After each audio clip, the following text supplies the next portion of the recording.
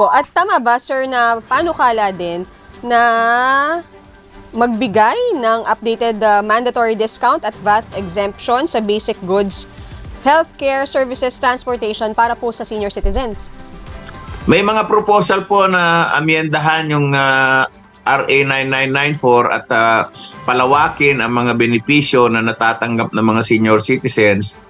Pero alam nyo, maski palawakin nila ng palawakin yan, hindi naman po na-implementa yan ng maayos. Marami pong mga negosyante, makakapal ang muka, ini-ignore po nila yung batas na yan. At wala naman pong penal provision yung batas at wala namang makukulong sa hindi pagsunod dyan.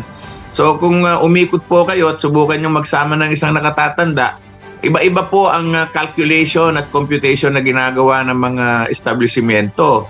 Pero maski na anong sumbong namin, wala namang makukulong dyan, wala namang nakakasuhan dahil yung batas po ay kulang sa ngipin.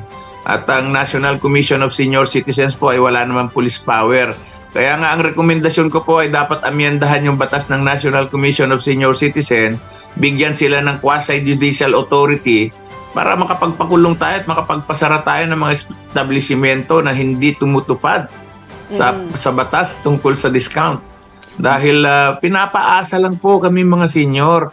At higit na nakakasama, yung mga TikTokers na yan, yung mga content creators na yan na gumagawa ng mga peking fake news, pinapaasa kami na kung ano-ano mga sinasabing may matatanggap ng mga senior, sa totoo po, wala pa pong batas. At ang dami nag-agree dito sa natin sa mga viewers natin ngayon, partner, mga naikinig din po siguro ng mga seniors Sir Floro. Ano lang din po ang siguro komento po ninyo kasi recently may nilabas po ang Organization for Economic Cooperation and Development. May suggestion sila sa Pilipinas na alisin na rin daw po yung VAT exemption sa mga seniors para daw po masolusyonan yung problema natin sa mataas na utang ng bansa.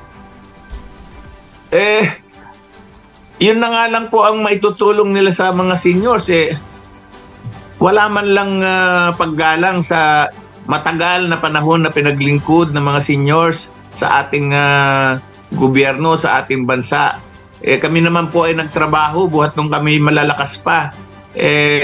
Yung pension na yan ay makatarungan lamang na ibigay. Kung yung mga mas maliliit pa at mas mahihina na bansa ay nakakapagbigay ng pensyon, bakit tayo babawasan? Hindi ba nakakahiya yun? Kung walang pagkalinga sa nakatatanda ang isang bansa, ay walang matinong moral na pundasyon ang isang bansa kapag kaganyan.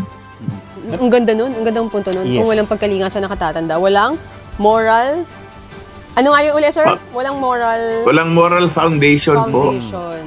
Considering na lahat tayo, doon din naman papunta, hindi ba? Kaya importante na kung ano yung mga sinusulong ngayon, papakinabangan din ito ng future generation lahat kasi tayo tatanda.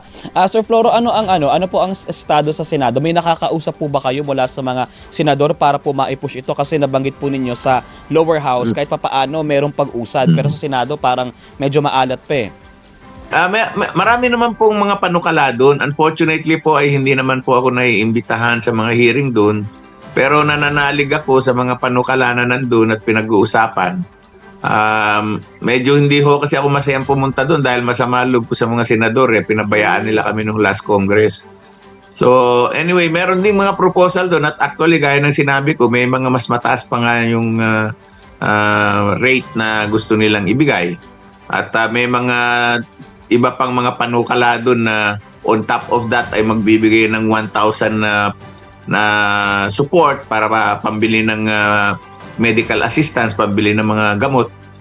Sana ay magawa yun sa Senado at pag nagkaroon ng bicameral conference committee ay mapag-usapan ng mas matino.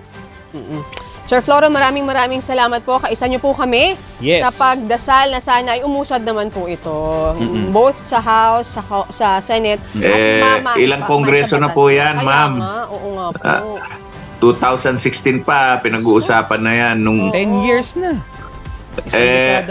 Buhat nung maging senior ako nung 2020, 6 years na rin po ako nag-aantay. How much more yung mga mas nauna pa sa akin? Oo nga po. Sana konsiderasyon naman mula sa At nakakasama po ng loob yung mga panlolokong ginagawa ng mga TikTokers at sa mga content creators na pinapaasa kami sa wala.